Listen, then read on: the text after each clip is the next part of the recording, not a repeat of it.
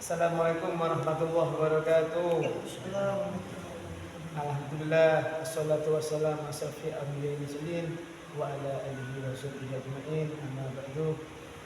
Saya Biadi Asika, beliau Ustaz Habib Muhammad Ali Baraba. Gimana sih Ustaz? Ya, kasih Allah. Oh iya, Masya Allah. Kacamatanya muruk kayak lampu. Kamu kacamata. Monggo, apa yang dibahas sekarang ini? Ini ada spekulasi. Spekulasi apa ini? Ngeri. Sekali tak tiku-tikungan. Ini mengenai seorang ladies. Siap. Ladies Iya. and gentlemen. Ya betul. Kenapa wanita ini? Wanita ini bisa dikatakan penyemangat apa penggoda. Ya memang kan kesuksesan ya. Juga kalau misalnya sosok Rasul SAW, Oh, suasana. wanita ada segi Nah, Khadijah. betul. Kedua, ya, banyak juga pujian-pujian apa misalnya di Quran ya, ada perempuan juga ada, walaupun ada yang dipandang sebagian perempuan terutama sebagai tertuduh ini Iya, betul. seolah sebagian hadis, sebagian pernyataan dalam syariat itu seolah memojokkan perempuan. Ya, Ya, seperti makhluk pada dasarnya sebetulnya laki-laki perempuan ya, atau Allah bicara manusia secara umum kan alhamdulillah fujurah wa taqwa. Setiap orang itu ada potensi inspirasi baik, ya, fujur, fasik atau takwa. Dua potensinya ada pada setiap diri manusia. Bahkan di dalam banyak ayat Allah mengungkapkan kesejajaran laki-laki dan perempuan dalam hal mencapai ridho Allah. Itu punya kesempatan yang sama. Wassalatu wanita tuhadu, bahkan Allah memuji perempuan yang solihah, yang wanita ahli ibadah, yang menjaga hati Allah, menjaga hati suaminya. Itu dipuji juga oleh Allah Subhanahu. Ya ilmu mukminin dan mukminat juga di dalam surat Al-Hasan juga Allah mensejajarkan perempuan yang laki-laki yang beriman, perempuan yang beriman, laki-laki yang bersedekah, laki-laki yang mengingat Allah banyak, ahli zikir perempuan pun begitu disebut. Seolah-olah kan sebenarnya dalam hal takwa ya, itu tidak ada beda. Cuma memang ada beberapa yang memang sering salah pahamkan tentang masalah hadis umpama Rasulullah SAW pernah bersabda juga, Roma taruh fitnatan atau badi atau religion dan bisa.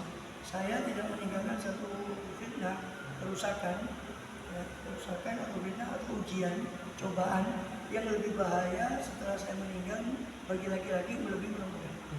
Ya, saya tidak meninggalkan satu ujian yang lebih bahaya bagi laki-laki. Ya, jadi tempatnya ya ujian. Ya. Ya, tapi kenapa kalau wanita sering singgung? Kok tidak ada sebaliknya?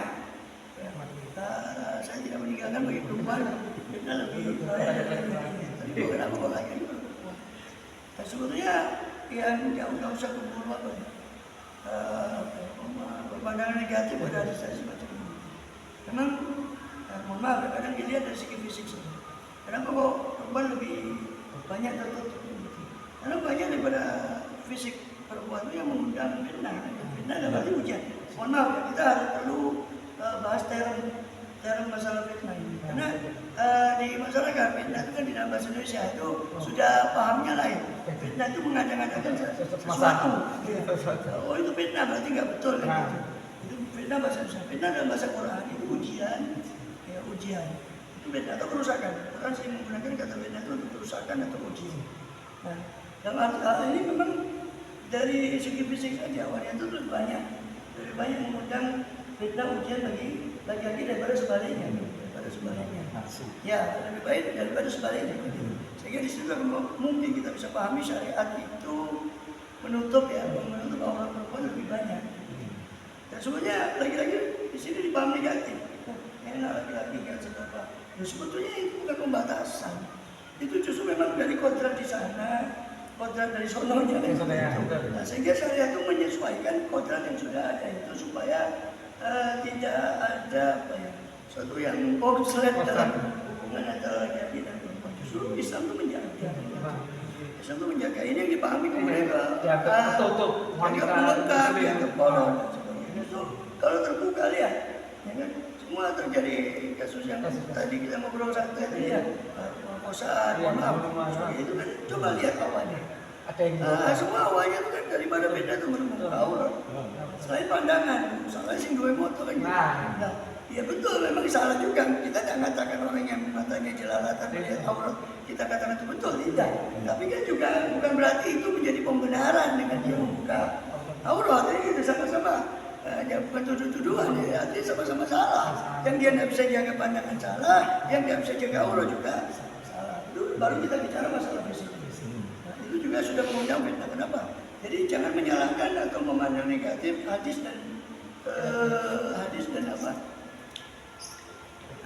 dan apa namanya istilahnya ayat-ayat atau hadis yang seperti contoh tadi itu jangan dipandang kemudian itu sudut pandang negatif atau stigma. Orang muslim menutupi orang Terus stigma negatif pada perempuan, soalnya dianggap perempuan itu sumber fitnah. Contoh lagi tentang kita kharajatil imra'atu istirahat kali ada syaitan. Kalau perempuan itu keluar rumah, maka setan sudah mengintai. Artinya kan sumber kerusakan itu sebetulnya di sini setan, bukan Quran menyalahkan atau hadis yang menyalahkan perempuan. Cuma memang dari segi fisik, dari segi suara yang mulai dari segi macam-macam, itu lebih banyak menggunakan fitnah sehingga setan lebih cerdik untuk menggunakan. Masa setan menggunakan sesuatu senjata yang tidak mempan atau senjata yang kurang efektif, tidak mungkin. Yang dilihat sama setan yang bisa. Hadis itu cuma menjelaskan bahwa perempuan hati-hati, kamu disini dijadikan sebagai, bukan berarti kemudian mengatakan sumber itu kerusakan. Tidak, banyak juga wanita soleh yang sumber inspirasi seperti Siti Khadijah, Siti Aisyah, putri Rasul Siti Fatimah, itu inspirasi dari perempuan. Nah, bahkan ada yang menarik, Rasulullah SAW mengatakan bahwa al-mar'atu atau nisawi majubina, wanita itu tiang negara. Kita sholat, ya terlepas dari status hadis itu ya. Kita sholat, tapi kalau kita renungi maknanya, ternyata memang betul. Kalau wanitanya baik, maka negeri pun baik. Kalau wanitanya rusak, negeri pun rusak. Karena yang bakal memimpin, yang jadi ulama, yang jadi umaro, itu kan didikannya siapa?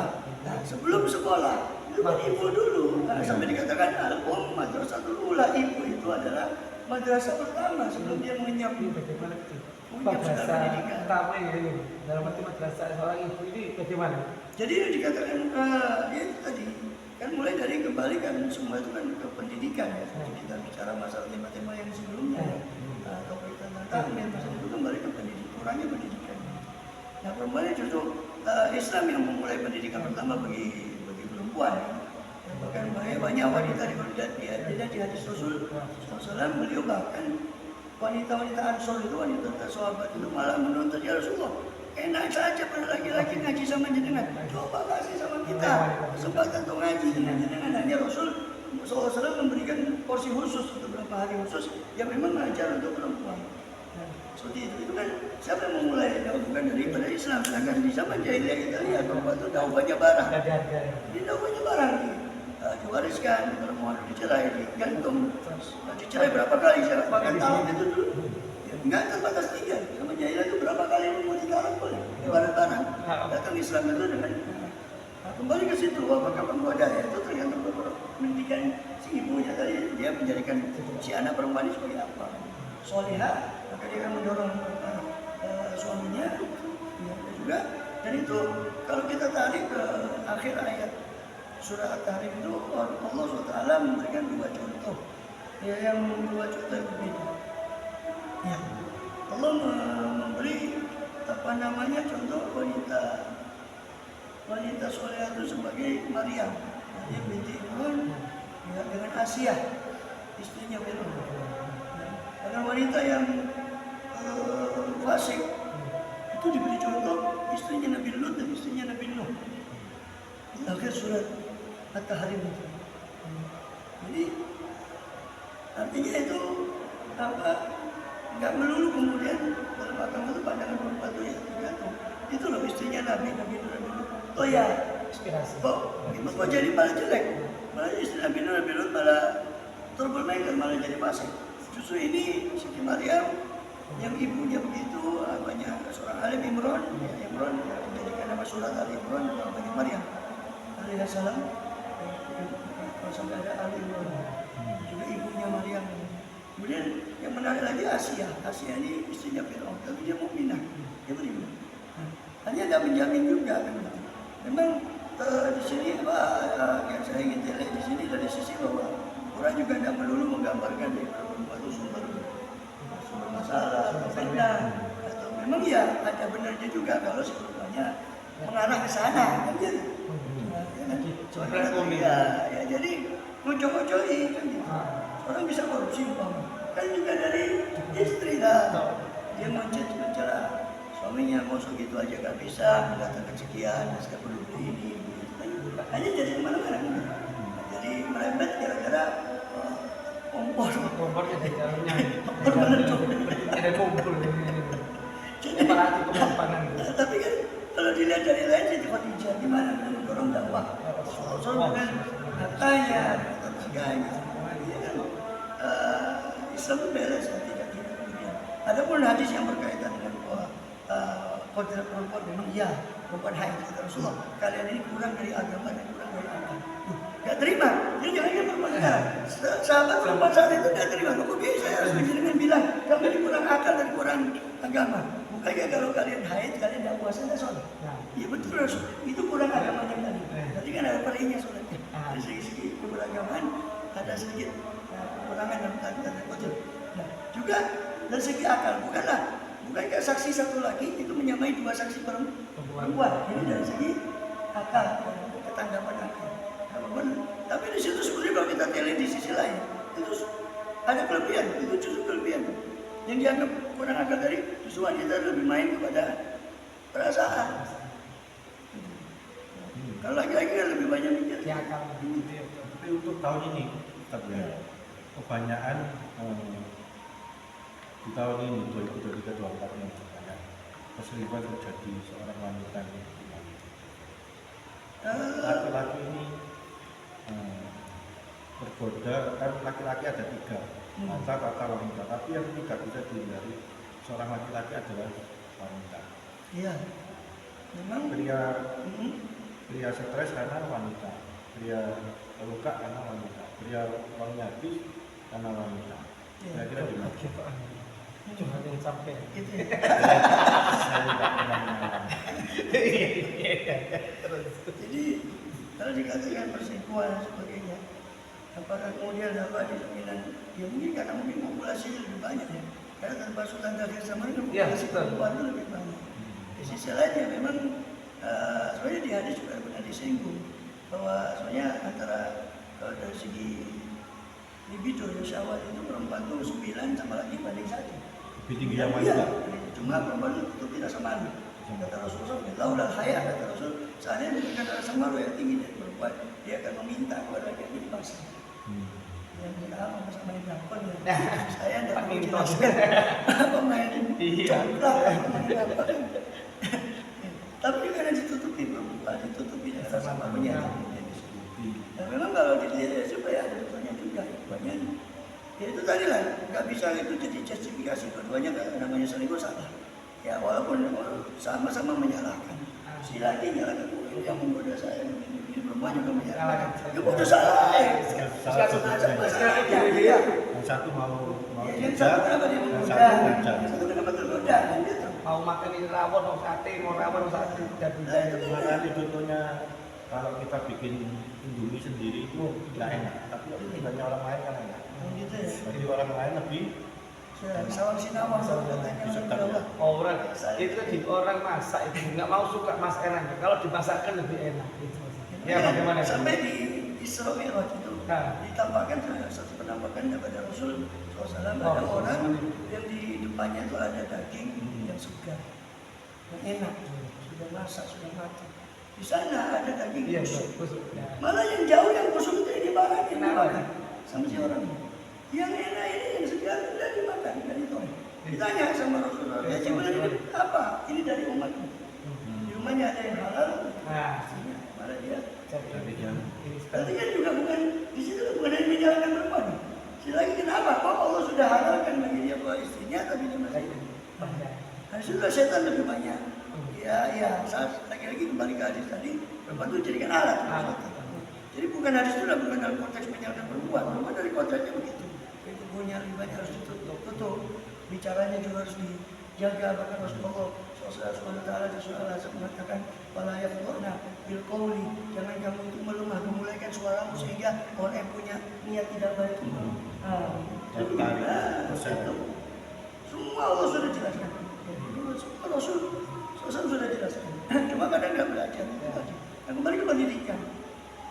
Pendidikan bukan hanya sekarang ini kan cenderung pendidikan itu lebih ke skill, lebih ke kognitif, lebih ke suatu kecerdasan intelijensi, kecerdasan spiritual, emotional quotient, kecerdasan emosi itu kurang diperhatikan. Gampangannya aja pasti orang tua kalau bawa rapor yang matematikanya jeblok, pasti kan kamu dasar bodoh, padahal mungkin dia punya bakat di lain, tapi kan yang dilihat matematika IPA itu bodoh pasti kan sudah.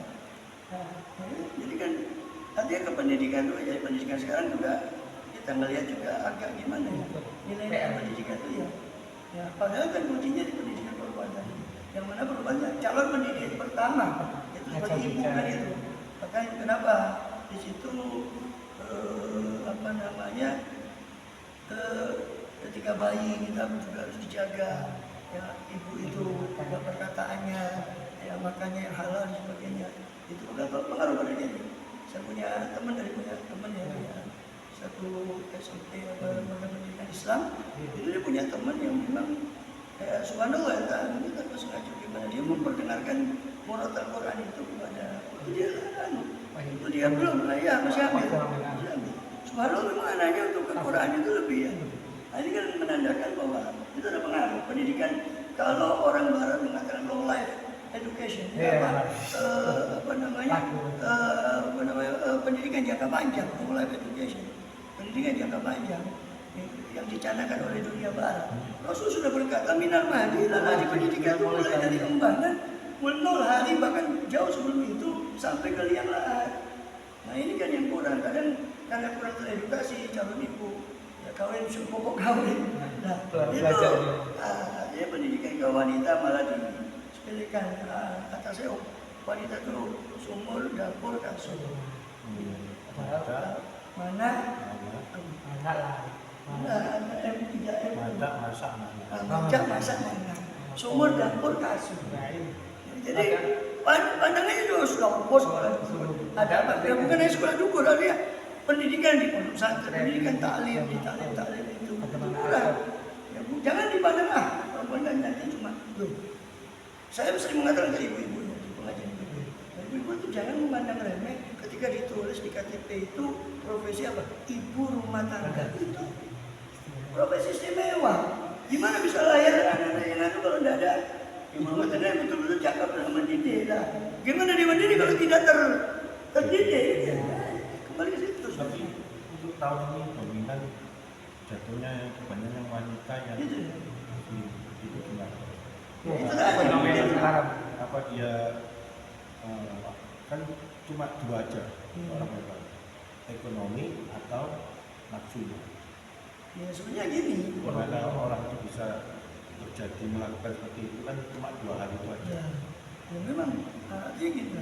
Apa jatuhnya nafsu atau gimana? Saya sedikit luruskan. Dalam bahasa kejiwaan atau lebih ke tasawuf Imam Ghazali.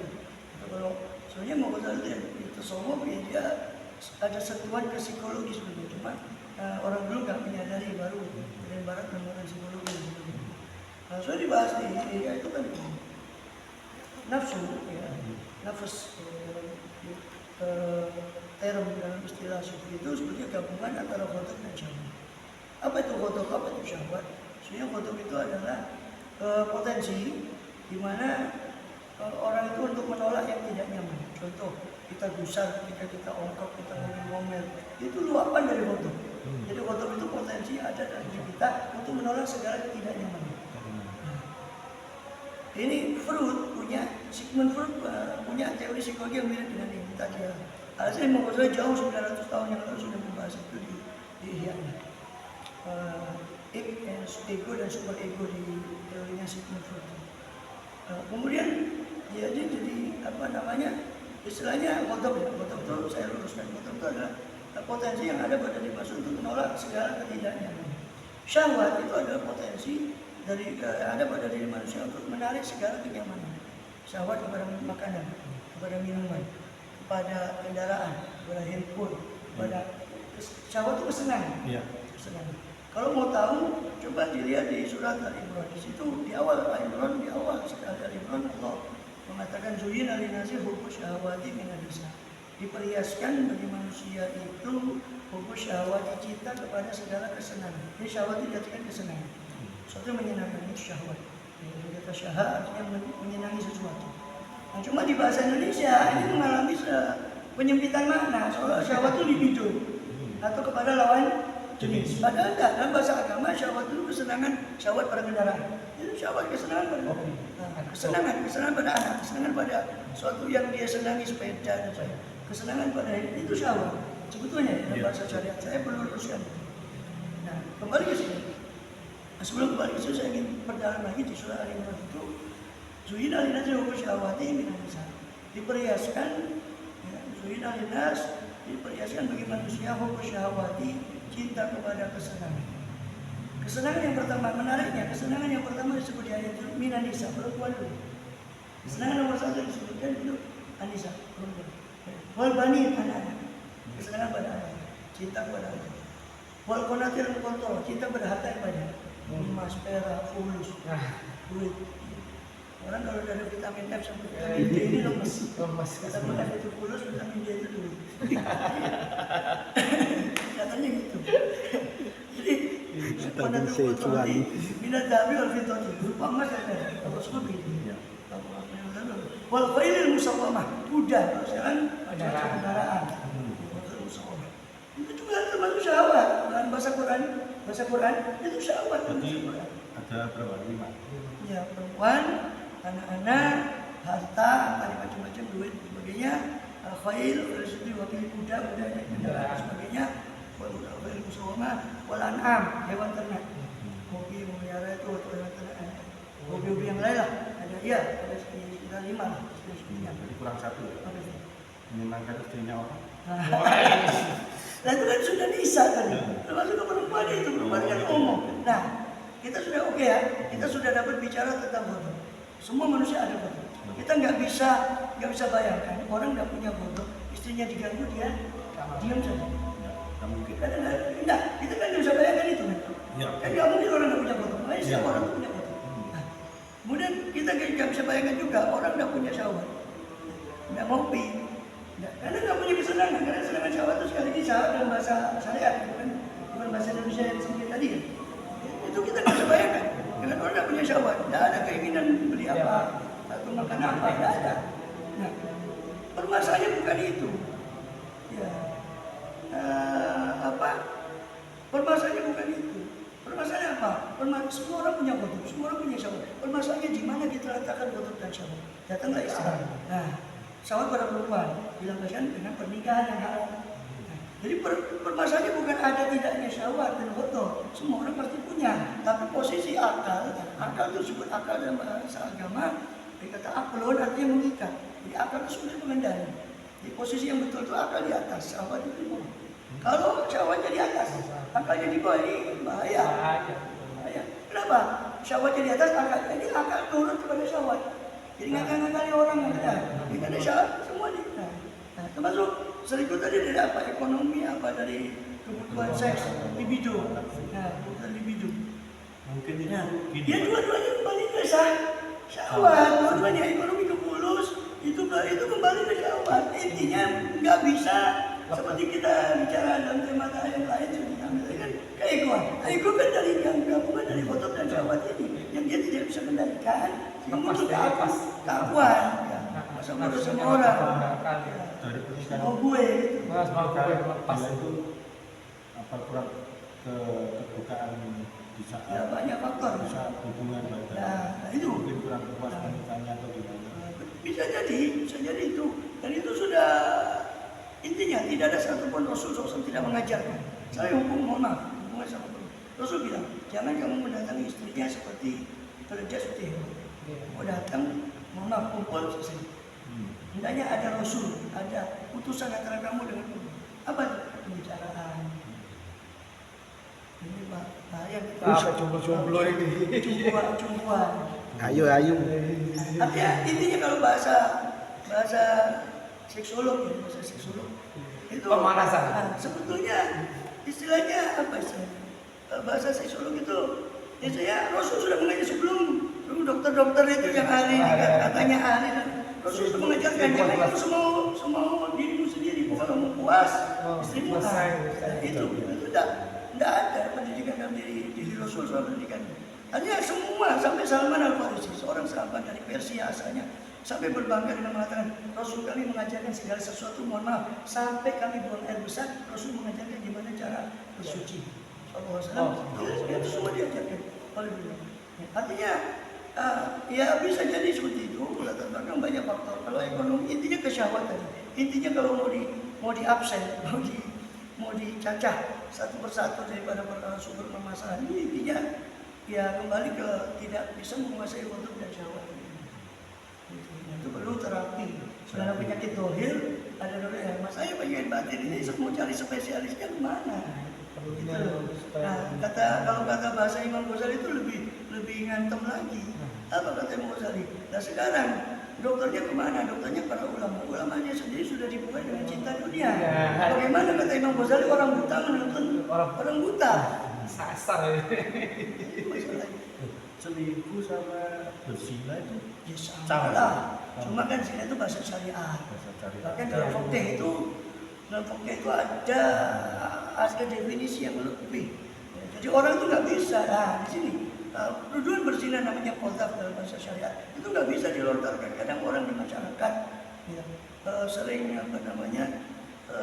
di masyarakat itu dia sering ada orang ini anak haram ini anak itu nggak boleh, itu secara tidak langsung dia kan menuduh seolah-olah itu hasil zina. Sedangkan tuduhan zina itu dalam agama tidak sembarangan kata Rasul, sampai kamu melihat sendiri di surat An-Nur itu 4 saksi. Nah, gimana sekarang orang berzina 4 saksi? Gila bukan gitu. Dan arti begini, zina yang dimaksud bukan pegang-pegangan, mohon maaf. Kata ulama sering mengatakan seperti celah itu masuk ke tempat celahnya. Jadi kalau nggak melihat itu, maka nggak bisa dia menuduh berzina baru dua-duaan. Terus dia mengatakan kumpulan selingkuh. Nah di sini ada bias ya. Bahasa selingkuh kan bahasa orang awam. Bahasa zina itu lebih ke bahasa syariat. Yang itu dalam pembahasan fikih ada definisi yang khusus. Tidak seperti dipahami orang awam bahwa seolah bersepegangan itu sudah zina. Kita nggak bahas dosa. Dosa itu berpegangan itu sudah dosa. Tapi kita bahas zinanya. Zina itu enggak kemudian semudah itu kemudian orang menuduh zina. Selingkuh oke lah terserah. Saya belum ngecek di KBBI yang bisa bahasa Indonesia. Apa sih makna selingkuh itu? Kita coba. Sudah dapat ketahuan. Oh gitu ya. Selingkuh. Kalau Coba ya. ketahuan ya acuh dulu. Iya. Oh, nggak tahu. Tapi bro kita kan itu.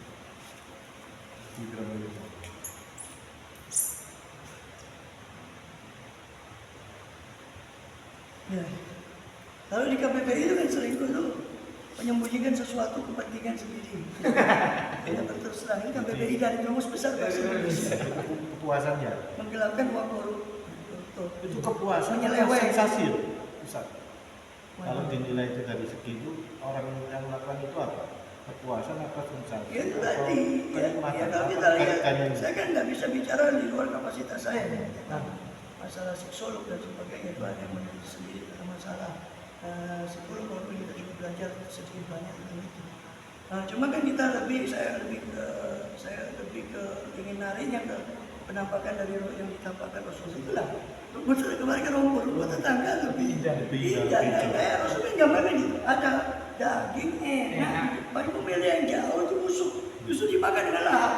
Kan gitu. Kan seolah itu ada. Dan Rasul itu sosok begitu. Ada setan. Agama menjelaskan ada setan khusus. Iya, setan khusus namanya jasin. Spesial. Ini setan zina. Akwar, namanya akwar. Akwar itu setan zina yang memperhiaskan laki-laki kepada perempuan dan memperhiaskan perempuan kepada laki-laki yang notabene tidak halal. Kira setan paling terlambat. Saya belum lihat soalnya. Kenalan aja belum. Cuma dengar ya namanya yang ulama meriwayatkan beberapa hadis itu ada namanya al-aqwan, itu setan zina. Ya, artinya ya memang, tapi ya setan sih sebetulnya nggak mau disalahkan. Di surat Ibrahim ayat 22 nanti di mahsyar itu dia di neraka. Setan tuh protes karena sering disalahkan manusia. Ini setan. Difitnah berarti. Difitnah. Tapi menurut saya Ustaz ya, kalau dilihat dari segi filosofi ya, setan tuh nggak pernah iri sama setan nggak pernah nyakiti sama setan. Yang ada manusia iri sama manusia, manusia nyakiti manusia itu yang ada. Tapi kenapa setan itu selalu dikambing hitamkan? Ya, karena manusia sudah menjadi kambing hitam, ya ada beda. Ada yang kambing hitam itu mungkin lebih mahal dari kambing. Terus apa lain? Memperkenalkan manusianya. Yang dia protes. Jadi nanti setan itu mengatakan, dia bilang pada setan lama pun dia amru ini waktu. Jadi intinya gini, kata setan di surah Ibrahim itu mengatakan nanti ketika sama-sama di neraka dengan temannya setan, itu sama-sama salah-salah. Setan tidak terima disalahkan. Dia mengatakan begini, saya kan sudah pernah janji sama kalian dan Allah juga berjanji, tapi saya menyalahi janji saya, Allah membenarkan janjinya, tapi kamu lebih memberi janji saya. Kata setan daripada janji Allah. Waktu akhlak itu.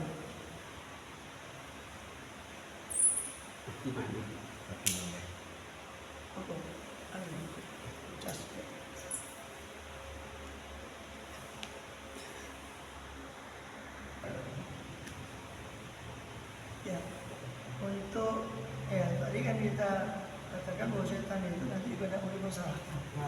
Dari kamat itu di dalam surah Ibrahim alaihissalam, surah Ibrahim ayat 22 dikatakan kalau syaitan lampu dilamru dan berkatalah syaitan ketika diputuskan perkara nanti sudah putuskan neraka ke neraka yang ada surga maka di neraka itu syaitan berdebat dengan orang yang dulu ikut bilang kata syaitan ini wa'atukum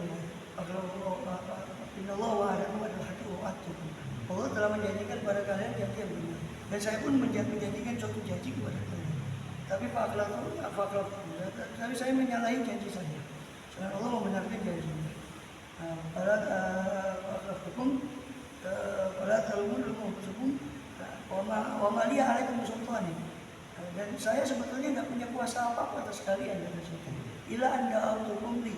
Ila anda autukum fastajabtum li. Hanya saja saya ngajak-ngajak ke kalian, kok kalian ikut. Itu perkataan saya.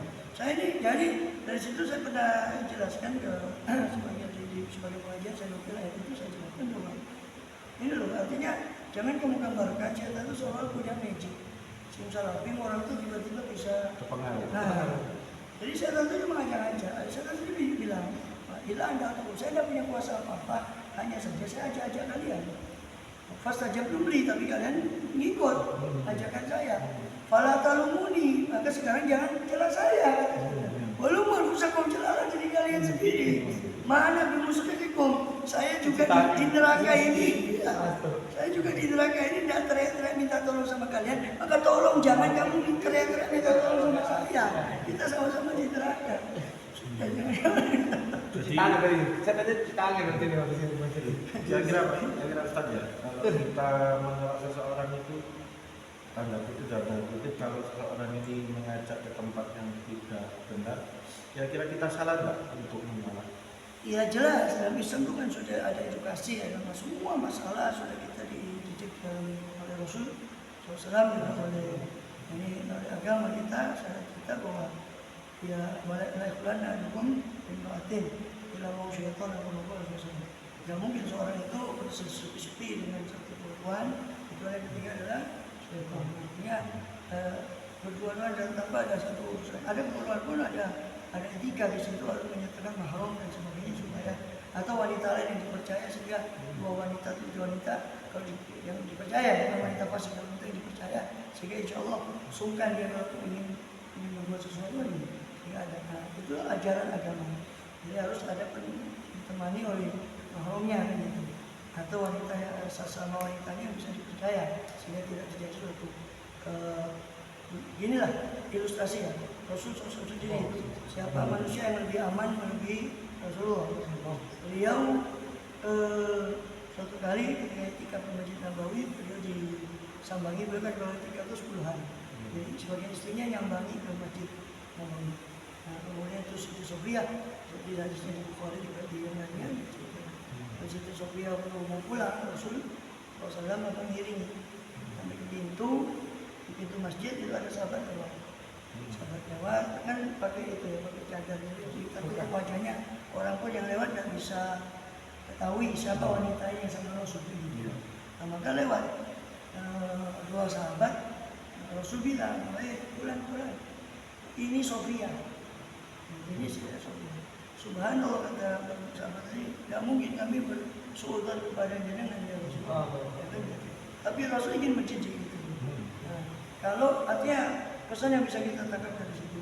Kalau kamu meletakkan, ya, kalau kamu memposisikan dirimu di tempat yang itu mengundang fitnah, maka jangan ketika terjadi suatu fitnah, maka jangan salahkan siapa-siapa. Salah mengundang suudzon. Kalau kita memposisikan diri di tempat yang disitu mengundang buruk sangkanya orang, lalu orang berburuk sangka ke kita, jangan salahkan siapa-siapa, salahkan diri sendiri. Kenapa dia memposisikan di tempat itu? Sekelas Rasulullah saja, itu menjelaskan ini Sofia, istri saya, ini halal, istri saya bisa bincang dengan istri saya. Padahal ya memang betul, sahabat itu juga berkata betul, tidak mungkinlah sahabat itu suudzon sama Rasul. Apa jawabnya? Betul, memang kalian tidak suudzon, tapi setan itu mengalir dalam tubuh Bani Adam seperti aliran darah. Bisa jadi ada membisikkan sesuatu yang negatif sehingga kalian berprasangka buruk. Nah, itu. Intinya itu edukasi dari ya jangan sampai tahapan ke ya, menyebut susu saja tuh. Katakanlah itu satu perbuatan yang urgent, itu pun nggak boleh kecuali ada ketika itu ada orang lain di situ yang sama wanitanya atau mahram dari si perempuan ini. Soalnya gini, Ustaz, pernah saya diajak sama teman-teman. Pak kirain kita akan cari makan. Nggak tahu, nah, kita lihat akuarium. Nah, akuarium itu isinya ikan duyuk pakai terong. Nah, telanjang masuk, saya bingung. Tak didelok emak, didelok tusuk, akhirnya ya melok. Akhirnya saya ikut iya, tapi saya nggak ikut terjun. Yang terjun cuma 2 orang, 3 orang, 4 orang. Kira-kira saya menolak itu kan nggak apa-apa ya. Bagus, susah harus, bukan apa-apa wajib. Cuma anggapannya mereka ini dipikir saya nggak berani. Apa dicarikan lagi gitu katanya gitu. Ya, usaha orang kita kalau terlalu menilai orang sebelum ke penilaian orang ya, saya ingin menanggapi yang masalah dijelok tadi kok yang mana tusuk yang mana. Itu kan ada hadis dari Rasul gitu. Rasulullah bahwa anak kalau itu samun masmum manusia iblis. Jadi pandangan yang bahaya, pandangan yang diharamkan itu ibarat satu anak panah dari anak panah beracunnya iblis. Siapa yang meninggalkannya? Meninggalkan pandangan yang Allah. Abdalahu, maka Allah akan mengganti pada hatinya suatu iman yang bisa dia rasakan manis atau kelezatan iman itu. Siapa meninggalkan maksiat? Ini kan di sini bicara pandangan, tapi sebetulnya konteksnya siapa yang meninggalkan maksiat karena takut pada Allah. Maka Allah akan beri satu kenikmatan iman tersendiri yang dia bisa rasakan rasanya iman manisnya iman itu. Ya mudah-mudahan kita juga termasuk amin.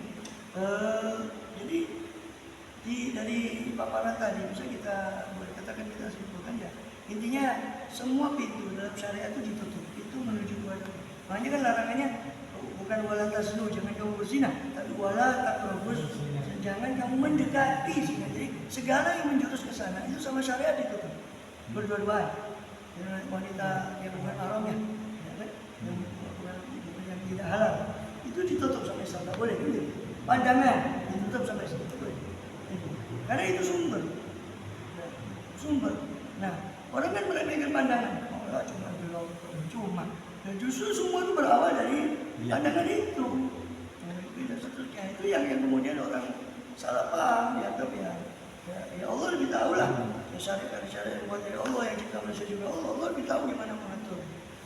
Ya, ada urusan orang mengikuti pandangan orang ini. Sayyidina Luqman yang pernah alaihissalam yang pernah dijadikan apa sosok di Quran itu ya, di satu surat. Ya, itu pernah sama anaknya itu jalan dengan kerjanya dia. Nah, pertama anaknya kasihan disuruh naik. Kita urut lagi ini bukan kisahnya, tapi ini pelajaran dari kisah dia. Nah, disuruh naik, anaknya suruh naik. Ada orang sebelum lewat ke seluruh orang, orang itu bilang, kamu ini anak berhak, masa bapaknya suruh jalan dan berjaya, anaknya jalan. Ya, kalau gitu ya, kau dengar wahai putraku, katanya Lukman ingin memberi pelajaran kepada anaknya.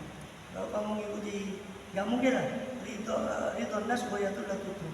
Dikatakan ridhonya manusia, menyenangkan semua manusia itu suatu tujuan yang tidak bakal bisa tercapai. Nah, Lukman ingin memberikan pelajaran. Kau dengar wahai anak bilang, oh iya dengar apa tadi? Orang bilang Pak, oh iya anak dengarkan bapaknya dulu nonton anak ini. Ayo kita gantian. Apa mau naik, kau nonton betul. Lewat lagi pada orang lain. Yang ini anak gimana? Ini bapak saya nak sakar dulu. Saya naknya semuanya sendiri. Masa anak kecil suruh nonton? Dia enak-enak aja. Kau dengar nak? Kau dengar itu ya? Ayo kita naik berdua. Kita naik berdua. Ini dasar tak berperi ke hewan. Berperi ke binatang. Masa hewan kerja kayak gitu dinaiki orang tua. Terus Lukman bilang lagi, kau dengar nggak itu? Ayo kita turun sini. Kita turun dari mata kerjanya yang ditonton. Ini orang gila. Masa punya kerja. Ternyata ini malah bukan dia naik kerja. Jadi semua nggak ada benarnya. Salah. Dengan cuma ikut orang, penilaian orang, mas jantan, masa sama perempuan apa dicari, apa dicari ke laki lah, sama lakinya. Kita pun begitu, saya yang begitu mau cicil. Alhamdulillah kita dididik sama orang tua kita tidak biasa kayak orang pacaran semua itu. Kita pun itu dulu untuk semak begitu. Kita enggak, teman-teman kita ya jelas ya, masa-masa terbuka. Tapi saya kan di SMA negeri yang bukan sama sekali yang berbau Islam dan dia umum. Biasanya itu juga dicerai. Ya sudah biarkan saja. Ini orang begitu. Ya pada apa namanya? Apa yang harus begitu kan gitu? Apa harus begitu? Syahwat tadi. Ya, dari kedua ini selingkuh sama kalau kita jajan itu dosanya sama. Dosanya malah. Namanya mulai dari memandang saja sudah dosa. Memandang ya. Itu ada dosanya sendiri. Walaupun makanya kata Rasul di hadis yang lain, al-ainu tazin, mata bisa zina, zina mata adalah memandang. Tangan bisa zina, zinanya menyentuh. Dan semuanya ada zinanya. Tapi memang zina yang hakiki kata Rasul adalah mohon maaf kemaluan. Itu zina yang hakiki. Itu zina yang kena hukuman dalam syariat itu adalah ketika dia betul-betul kumpul dalam sebilannya suami istri itu zina betulan. Kita sudah bahas tadi antara selingkuh dengan zina kan itu bahasa agama zina itu ya. Selingkuh itu bahasa orang awam. Jadi ya kalau dosa ya sama, mulai dipandang saja sudah dosa. Berdua-duaan dari dosanya yang kita katakan tanpa apa, entah itu ada perluan atau tidak ada perluan, syariat mengajarkan ada orang yang mulai berudah yang ditigakan oleh setan, ditigakan oleh setan. Dan semuanya runutan itu. Tapi gimana Ustaz ya? Kalau memandang kita sudah dianggap salah. Nah, kalau kita jalan ke tempat kayak mall, tempat mana, terus nggak sengaja kelihatan cewek yang berpakaian seksi. Nah, kira-kira gimana? Apa kita laki-laki harus pakai kacamata putih? Jadi kita nggak bisa tengok-tengok. Kata Rasulullah SAW, an-nadhratul ula laka wa mataniya alayka. Pandangan pertama yang tanpa sengaja itu untuk keuntungan bagimu, jadi tidak dianggap dosa. Tapi pandangan kedua itu dosa. Nah, jadi ada sesuatu yang tidak sengaja, memang termasuk kelebihan umat Nabi Muhammad SAW ini dimaafkan atas umatku kata Rasul. Sesuatu diperbuat secara lupa, sesuatu diperbuat dengan dipaksa, sesuatu diperbuat dengan tanpa sengaja. Tiga ini memang dimaafkan. Tapi aja terus ada santri yang beling ketika disampaikan hadis pandangan pertama itu kau usah kedip nggak usah ketip memang kata santri beling karena kan itu akan selalu jadi yang pertama jadi nggak akal-akalan ya artinya bukan kita, artinya yang pertama yang tidak sengaja itulah itu yang dimaafkan. Misalnya dulu kita memalingkan dan itu kembali ke hadis tadi, orang bisa menjaga seperti itu dia akan diberi oleh Allah iman karena dia seolah takut pada Allah kan. Yang bukan katanya orang, katanya orang bukan gengsi sama orang. Kalau saya mau Ustaz gengsi sama orang, oh nggak boleh ada buka itu karena memang itu syariat. Berarti ini saya punya iman ya. Dan saya ini takut sama yang di atas.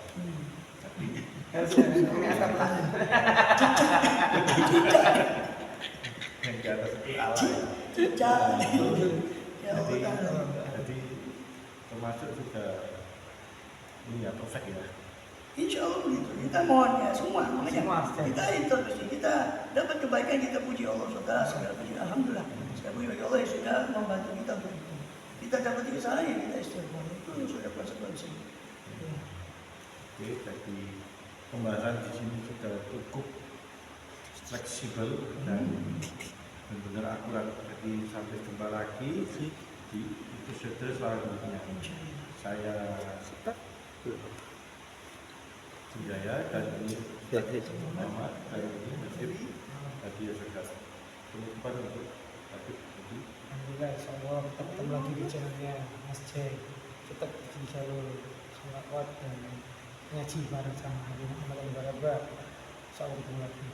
Al-Fatih di Asgaf, Ustaz Habib Muhammad Al-Baraba. Terima kasih. Assalamualaikum. Assalamualaikum.